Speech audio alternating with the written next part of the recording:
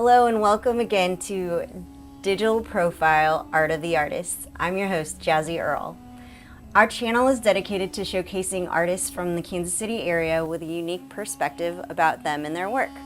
We hope you will like our channel, and if you do, please hit the like and subscribe buttons, as well as the bell notification. In today's program, we are going to visit artist Fleck, who enjoys creating portraits and sports murals. Let's take a quick look at some of Chris's work and then spend some time getting to know him and his work.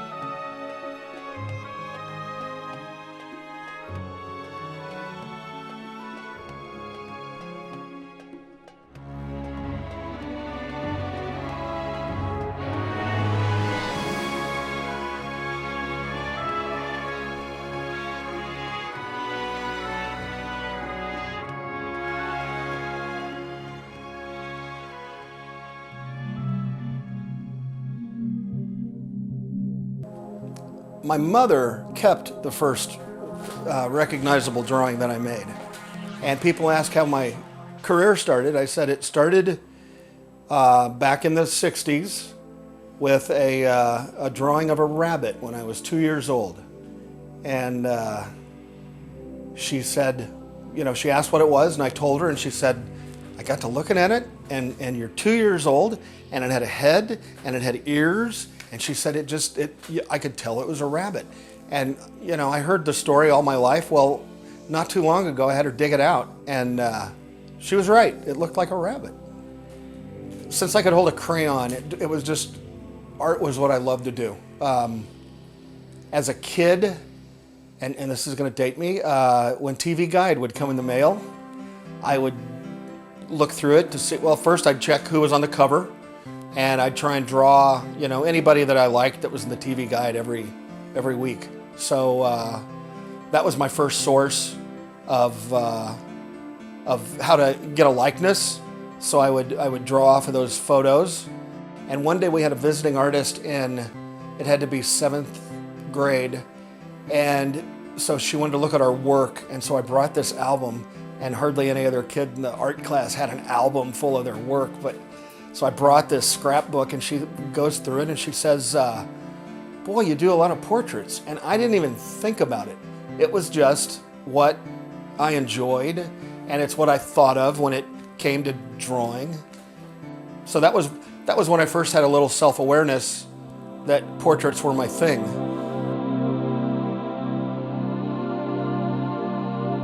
No, I don't have a preference of medium, but I seem to be doing a lot of oil painting lately. But when I do a mural, it's latex house paint. I also draw caricatures, and that's all in pencil and then permanent marker. And so I like a variety of media.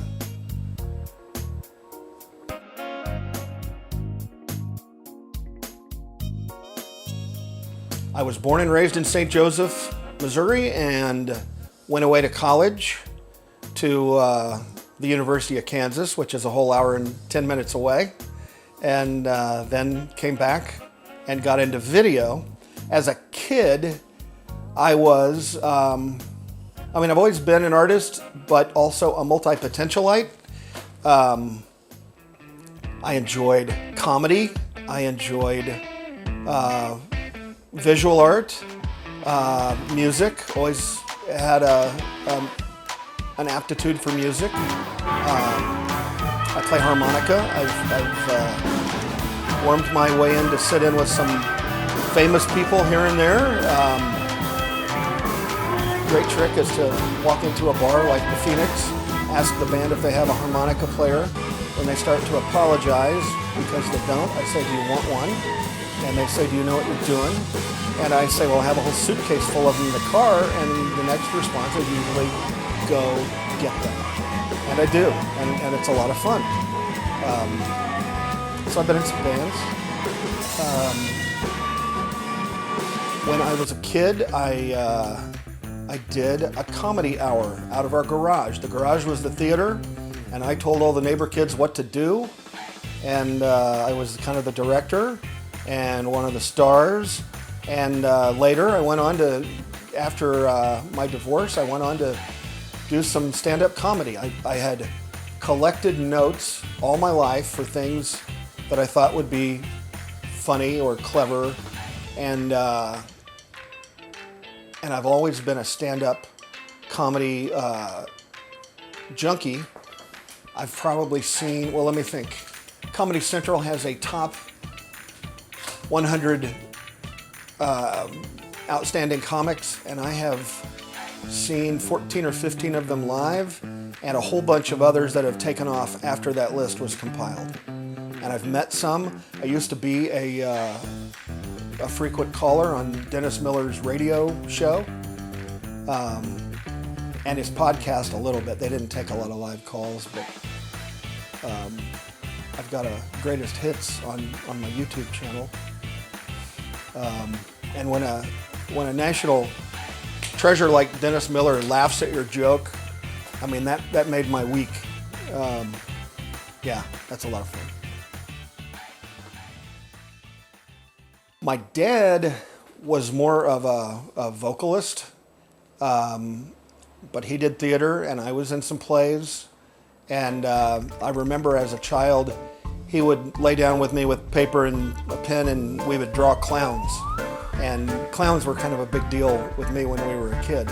I remember going to the circus with my family, and a little dwarf clown walked by, and I said, "There's Jimmy Armstrong." And my dad whipped around and said, "How did you know his name? He hasn't been on yet." And I said, "Well, he was there last year. That's Jimmy Armstrong. Jimmy Armstrong was a big deal to me." I've always had a clown fetish. And people are scared of clowns, and that's because they've been bastardized in movies because kids trust clowns. And okay, John Wayne Gacy, one bad apple. But yeah, I wanted to be a clown when I was a kid. That's probably what led to the stand-up comedy. And in college, I did a series of caricatures that were based on, they were caricatures of well-known comics. I've got an Eddie Murphy and a Sam Kinison, and so those were fun. Both. I have been an artist since I was old enough to hold a crayon in my little hand, but I was always interested in learning. I remember attending a workshop from a visiting artist at a really young age. It might have been, I went to several things at the Albright Kemper Museum of Art here in town. When I was in high school, our art teacher recommended this little old lady that taught oil painting out of her basement, and we'd show up and she would pull out, like the Bob Ross pictures or the Bill Alexander. I think it was more Bill Alexander because this was back in the 70s, or no, the 80s, before Bob Ross really took off. Anyway, she would pull out these books and you would pick a landscape and put it up and sit and duplicate that stuff. So I remember I had one or two paintings from that class, and my mom said, "What do we do with these? Do we hang them on the wall?" And I said, "No, they went in the attic." I wasn't there to make a masterpiece. I was there to learn how to work with paint on a palette, how to mix colors, how to use medium. And so to me, I was learning technique and what to do with a fan brush, and I don't do much with a fan brush anymore, but different brushes, different techniques, and how to control the paint on a palette. So I learned all that, and it was fun and interesting, but no, the paintings didn't go on the wall from that class. Went to the University of Kansas. I shopped around, and my KU friends won't want to hear this, but I went to MU, and I said, "I'd like to see your art department." And they said, "Well, we really don't have an art department." And I said, "Thank you," and I left. And then I found out about the University of Kansas, and that Hallmark at the time, I don't know, what's going on now, but Hallmark pumped a lot of money into the curriculum. And so it didn't take too long for me to decide on the University of Kansas. I had considered the Art Institute of Kansas City, but I wanted sort of the well-rounded college experience. So I went with KU and had a pretty good exposure to a lot of different possibilities with art. So I remember a trip to New York that we took that was a great. I got to see a lot of Rembrandts and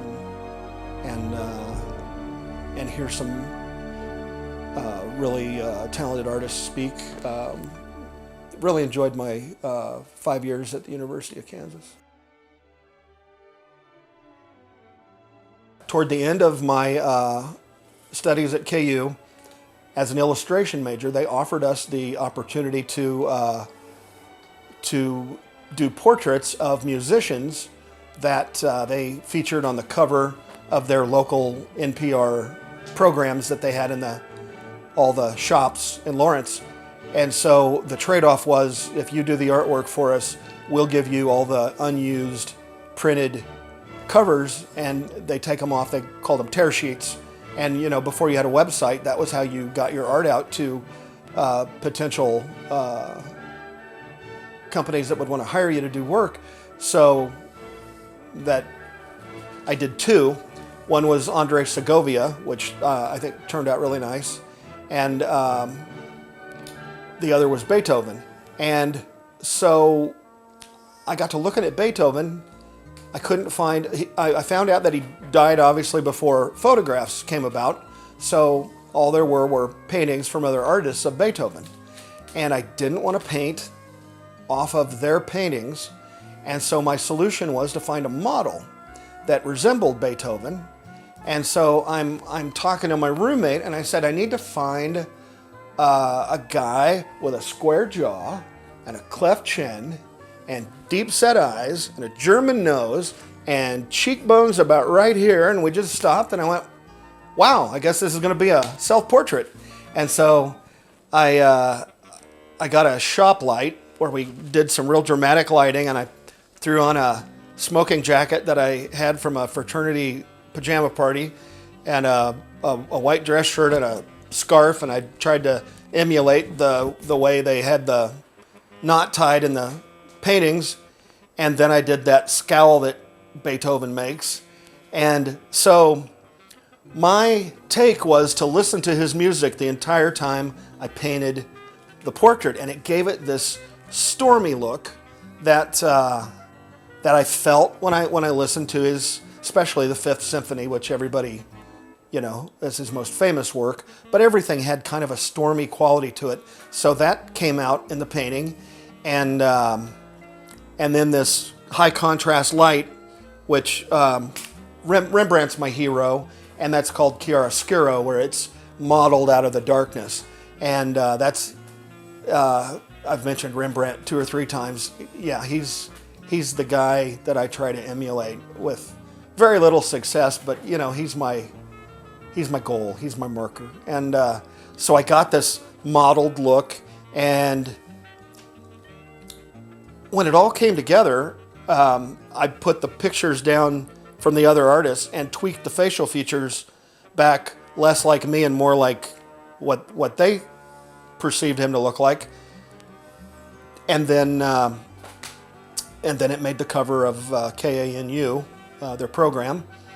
And I submitted that not too long ago to an art show, and it hangs at the hospital here in town, and it was rejected by the judges because they said it might make people feel unsettled, and I didn't get that at all. I just thought it was kind of intense, but I didn't make it maniacal on purpose, but he has this intense feeling I get when I listen to his music, so that came out intentionally. So I did 2 musician portraits for KANU radio at the University of Kansas. The second was Andre Segovia. And I found his photograph on a CD cover, and it was lighted brilliantly. And I decided to use that as my source. So I listened to Segovia's music the entire time I painted that piece. And it really turned out to be the best thing I'd ever painted. And I used that for years, not to paint anything else, really. Now, part of it was after graduation, I didn't have a studio. And so I packed up my paints, and it was my one day I'll have a house with an attic that I can build a studio in. And that took years and years and years. And the whole time I had that on the wall in my living room, and it was the best thing I'd ever painted. And so it was a little intimidating. And one day, and this is after I began painting again, and I got my work online, I got a call from a lady, and she had seen it online, and she bought that painting. And so then I didn't have the best thing I'd ever painted in my life. I remember that day, I was so torn. I never not wanted $2,000 so much in my entire life. She gave me full price, and it broke my heart to let go of it, but it was liberating at the same time, and it sort of challenged me to paint again, and I've been going at it ever since. As artists, my influences, I'd have to say Rembrandt is my the artist that I like to emulate, because his he did a lot of self-portraits that you can just tell if that guy walked by, you'd recognize him. And likeness has always been a big deal with me, as well as Rembrandt, to me, paints like a sculptor. And I try and think like that too, how three-dimensional it looks, because he's constantly modeling the images. And that's what I try to pull from what I observe with Rembrandt. And chiaroscuro is the modeling of the form out of darkness. So there's a fine line between modeling something out of darkness and having it come off as a black velvet painting. We don't want that. But it's just one of my favorite things, is to pull three dimension out of darkness. I've done some sculpture. Really enjoy that. Music is art, and I've always been a musician. I'm a writer. And I've written some stand-up comedy, and I've performed that. I did a little theater. I'd have to say most of it is portraiture. I'm a portrait artist. I don't really want to limit myself to be a portrait artist, but that's kind of my thing that gives me a buzz. I love to capture a likeness. I'll do oil paintings. I'll do caricatures at events. I just enjoy capturing a likeness of a person. And I'll tell you one thing, that when somebody asks me what I offer with my art, one Christmas a couple years ago, I decided to paint my late grandmother, my mom's mom, for my mother for Christmas. And as the painting was coming together, I was just kind of on autopilot, and then I stepped back a good, 3 or 4 yards. I do that a lot when I paint, because it looks a lot different when you step away from it. That's how it's usually viewed. And so I pulled back just to give it a glance, And all of a sudden I was looking at my grandmother and I teared up. And if I can do that for other people, that's a gift. It's an honor, a pleasure for me to do for other people. It's what I enjoy about painting, that I can share a moment with somebody else.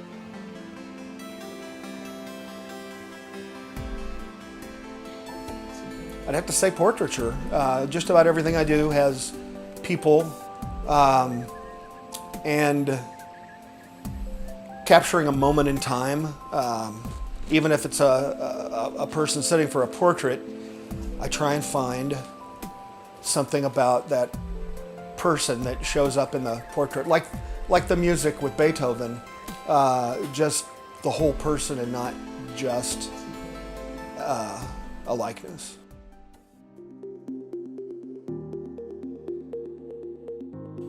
I've fallen into a theme. When a buddy of mine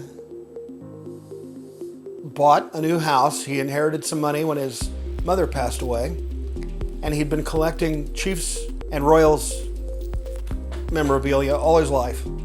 Everything's autographed, everything's in a mounted case, jerseys, shoes, helmets, bobbleheads, anything you can think of. This friend of mine could open a museum in his basement, and it would be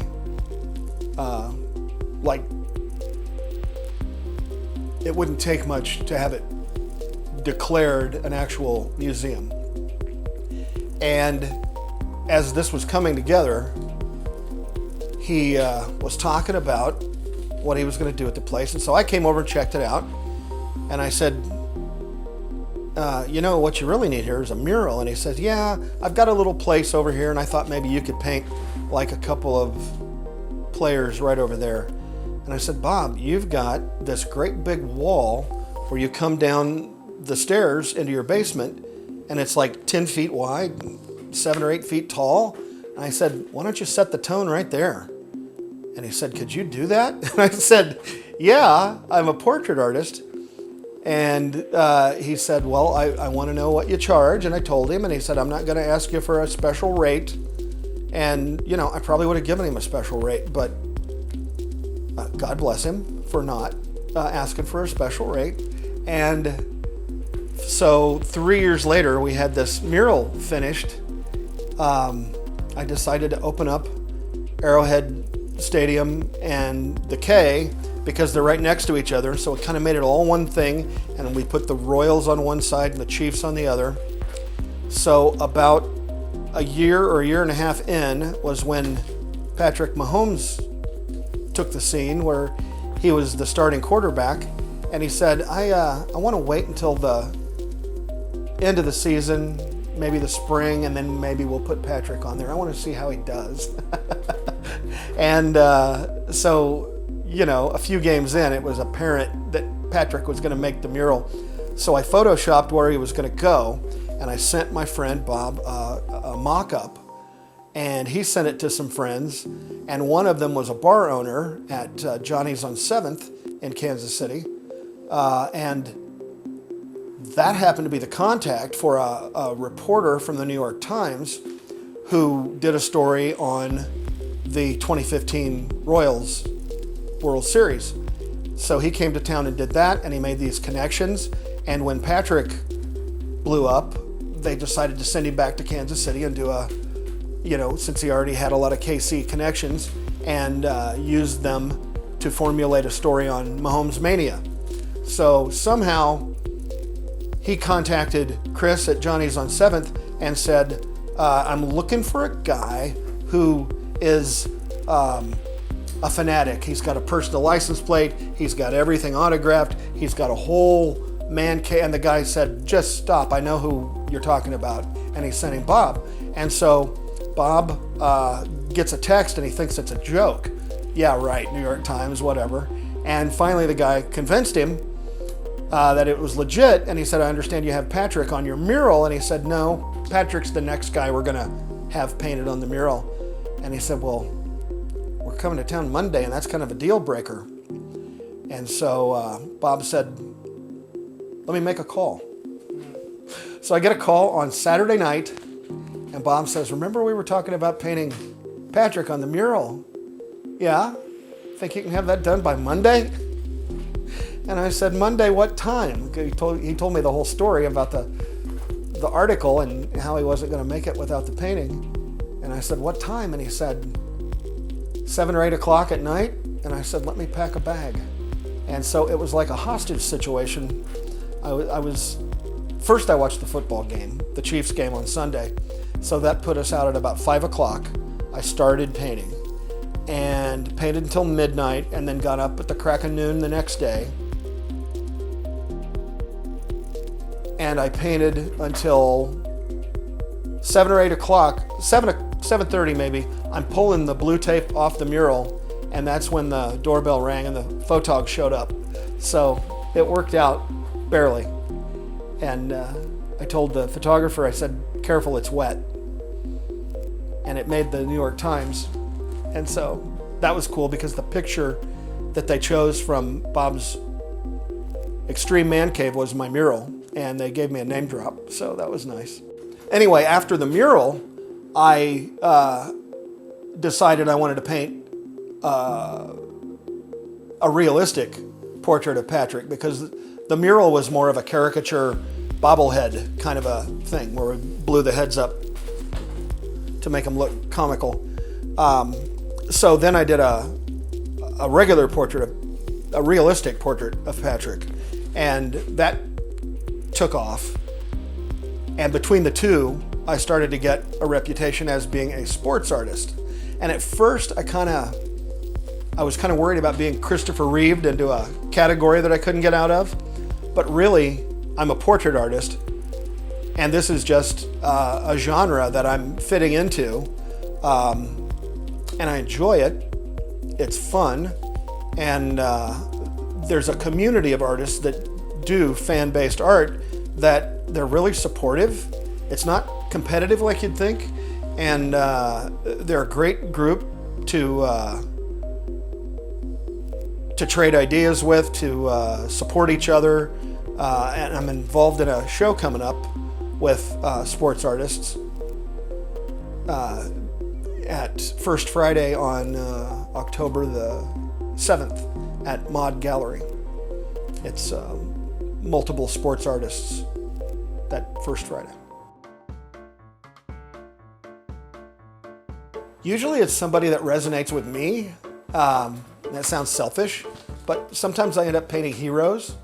I did a comedy series, a stand-up comic series in college, and they were caricatures out of oil pastel, but they still meant a lot to me. I'm a stand-up comedy junkie, and so it held my interest, and so I hope that shows through to other people that view it. Just somebody that I think that I have interest with, or that I'm interested in, just sort of how I perceive things. As the sports art that I've started producing has caught on, I've gotten more work out of that, and I've done 3 murals, and then I continue to do more sports-oriented painting because they're just popular in this area. And I'd have to say the first painting I did of Patrick Mahomes is still my favorite. I think it just it captures his essence better than anything so far, and I enjoy painting him because he's such a positive person, and it shows through what he's done. I love that the minute he showed up in Kansas City, he started doing philanthropy and investing in the area, and he's just an interesting guy with a hell of a lot of talent, and in a way I feel like I'm kind of giving back to celebrate him. Also, I give away 10% of that painting when I sell a print to Alzheimer's research, because it's an issue that we're dealing with in my family, and so that's my chosen charity to work with.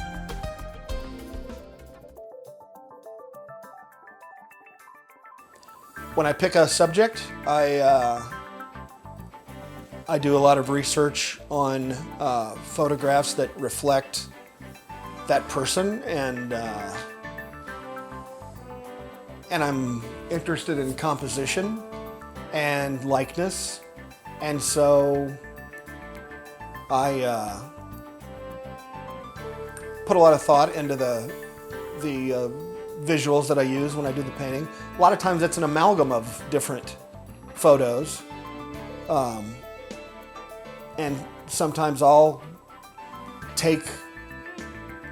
Frankenstein some things together in Photoshop and work from that. I try not to think about how people will judge what I'm painting. I try and think about what I see in the subject, and then it's about color choices and composition, and this reminds me of a story. In college, you had to decide whether you were going to be in design or in fine art, and at the time I thought being an illustrator was going to be more of a lucrative decision, more of a way to earn a steady income than just hoping people would like my paintings. And so I chose the design path. But what I didn't care for was, at the time, the two programs in the art and design building were kind of at odds. As an illustration major, toward the end of my college career, I started to plan paintings in my painting class, and I took as many painting classes as I could, but I remember in the last painting class I took, we were tasked with doing a still life. And the instructor, when we did our critique, he went right to mine and he said, Mr. Fleck, is this an illustration or is this a painting? And I immediately knew where we were going with this, and it was an argument that I'd heard so many times. I was so tired of the discussion. And he said, is it a painting or an illustration? And I said, yes. And he said, what do you mean by that? And I said, well, it's a painterly illustration, or it's an illustrative painting. And I said, if this were a bowl of fruit, I had chosen to do a cheeseburger with fries and a beer, and I painted it just like I would have any other still life. But for my portfolio, it was something that you could maybe see in a menu or whatever. And so I said, you know, if this were a bowl of fruit, we wouldn't be having this discussion, would we? I have one more KU story that I have to tell. We had a photography instructor, and he was from China. And his name is Pak Chi Lao. I think he's still alive, and I think he's still working. But his whole shtick was to ask homeowners in Johnson County and the surrounding area if he could come into their home and photograph it. And a lot of people were delighted that a famous photographer wanted to photograph their house. So he would spend his entire time finding humor in the way the house was decorated. He would come into your home and he would make fun of your decor. And where the pictures were hysterical, it made me wonder how he would feel if somebody did that to him. So the first assignment he gave us was a social commentary. And I went to every Chinese restaurant in Lawrence and I did it right back to him. And I decided he's either going to love it or he's going to hate it. And either way, I'm going to make my point just like he made his. And so I rolled the dice, and he called me in after class. And he said, Mr. Fleck, your darkroom skills are horrid. And I said, yeah, I know. He said, I can see lint on this picture, and I can see a little overexposure on this one. And I said, okay, but I want to tell you I have been dying to do this since I got here, and the Chinese community is so small and tight-knit, I would have been ostracized. So thank you so much. I don't care about your darkroom skills. I'm giving you an A for this project just because I love what you've done, and we became friends.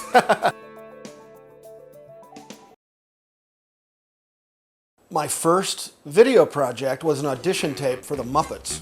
I started writing letters to companies that I'd love to work with, and one of them was the Muppets.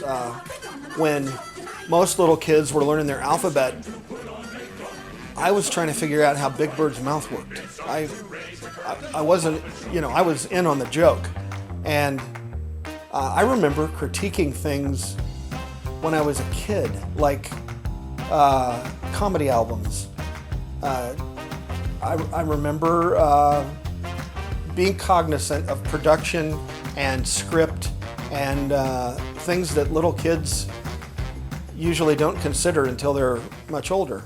I decided in college to start launching promo packets to whoever, whatever big job I'd like to land, and I always thought the Muppets would be a good fit for me. And so I put an impression tape that I had. I did voices, and I had famous people on one side of the cassette, and on the other side was a group of cartoon characters and Muppets. And I think that's where I might have gotten their attention. And so I sent artwork and big long letter about how I'd always followed the Muppets, but I'm sure they got a lot of that. So one day I came home from class and I had a message on my answering machine. It was from Hinson Associates, and they received my packet and they wanted to invite me to a special invitation-only Muppet workshop. And so I listened to it a couple of times to make sure I wasn't dreaming, and I called my parents, and my mom said, talk to your grandparents, they're looking for a graduation gift for you. And so they sent me $300, and I wrote a script and hired a guy in the radio TV department to put together this audition tape. And I bought fake fur and hot glue and ping pong balls, and I wrote the script and backseat directed with this guy and put together the audition tape and made it there by their deadline and got an invitation, and I got to meet Jim Henson, and his wife interviewed me one-on-one, and we were in an isolated room, and I could just feel that we were being recorded, his wife and I, and she had this box, and she slides a Muppet across the table, and she says, put a voice to that one. And I said, okay, and I did, and slides another one, and it's a monster, and whatever. And then the third one, she slides Kermit across the table and says, put a voice to that one. And I said, I can't. And she said, why? And I said, you're Kermit's wife. And she said, give it a shot. This one's important. And looking back, I think maybe they knew he wasn't well before they announced it.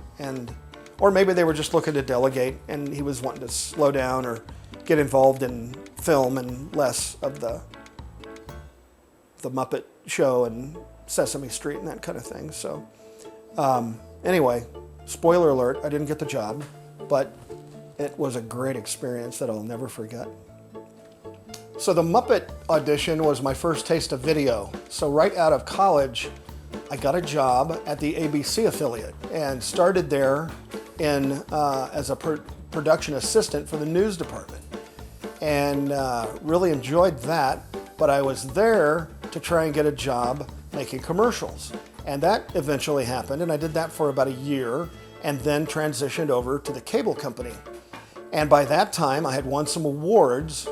I think my first commercial at the ABC affiliate won an award, and so I had a reputation as an award-winning commercial producer and started handling my clients like I was their small boutique ad agency. So I had kind of a system where I would do a meeting, talk about their goals, and then come up with something fun and creative that would stick in people's minds. And you know, I was a child of television, so this was a real logical fit for me and my creativity. And with my art background, I could show up and do storyboards. And in my local market, people weren't really used to that. So it was fresh for them, exciting and fun for both of us. And I was only going to do that for a couple of years. And 30 years later, they closed my department down. And now I do it on my own.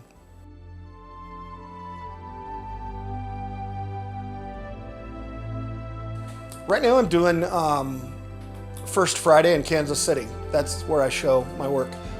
In the past, I had hung some of my pieces in conjunction with the local Museum of Art and the hospital. They, Albright Kemper Museum of Art and Mosaic had a joint venture where we would hang our pieces in the hallways at the hospital. And currently, I'm doing First Fridays in Kansas City. And that's between those shows and my online gallery, that's where I show my work. First Friday is pretty unique. You get a large spectrum of attendees. The crowd's pretty diverse, and you can look at other artists too, and so I've seen some things that kind of influence maybe what I'm going to do next.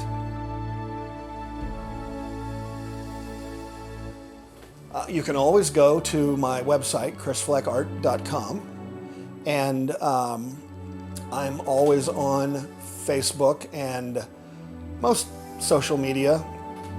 So anything that if I have a work in progress or some newer items, you can see those. But my website is 24/7, and you can always contact me on Messenger on Facebook.